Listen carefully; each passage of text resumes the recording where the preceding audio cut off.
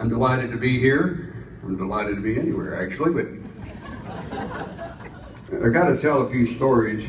One of them has to do with John Hoffman, and he's holding an audience now, by golly.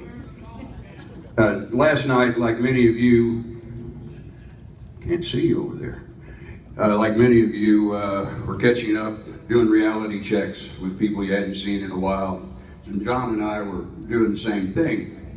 And he looks at me and says, Bill, you know, I recently turned 70, and my body is just full of pains and aches. You know, and I know you're about my same age. How do you feel? And I said, John, I feel like a newborn baby. And he said, really? And I said, yeah, no teeth, no hair, and I just peed on myself. But one of the stories that I heard last night, I can't disclose who said this because, you know, I'm not full disclosure on this one, nor on a lot of things. My wife just came back. Okay.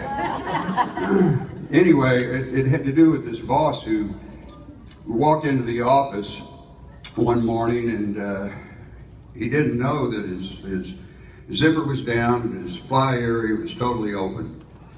So his assistant went running over to him and said, this morning when you left home, did you close your garage door?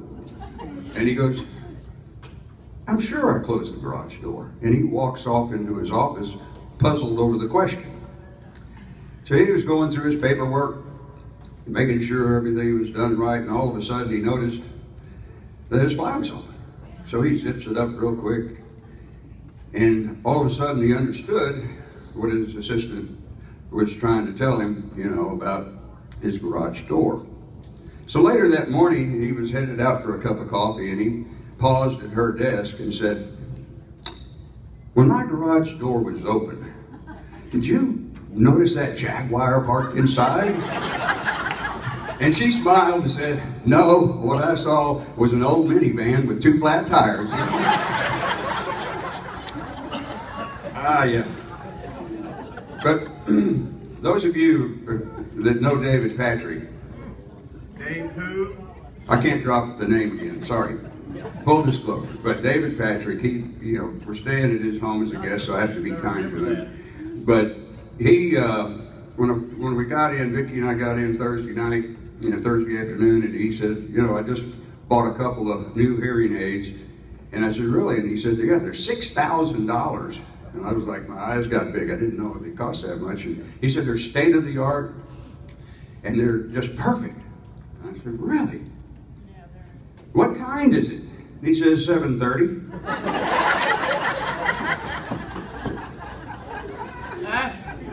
Huh? And then, where's Mike Young? He's not listening.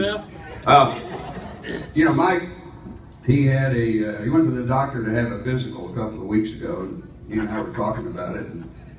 And after the physical, the doctor saw him the next day, and he was walking down the street, and he had a gorgeous woman on his arm, and the doctor saw that. And he gets a call from the doctor and said, hey, Mike, you're really feeling good, aren't you? And he says, I'm just doing what you said, Doc.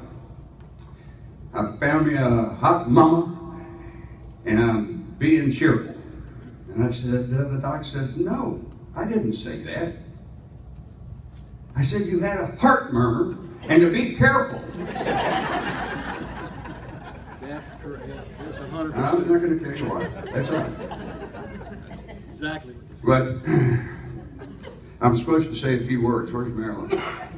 Those are my few words. You know, really, I have not only the honor but the pleasure to propose a toast to this class of 1968 here on our 70th birthday. Or 66. Yeah, what did I say? 68, 66. And I haven't even been drinking, you know, God dang. Yeah, the class of 66, probably so. And, you know, Marilyn, I called her as soon as we got in town Thursday, and she said, "You're going to say a few words, right?" And I said, "I'll be happy to."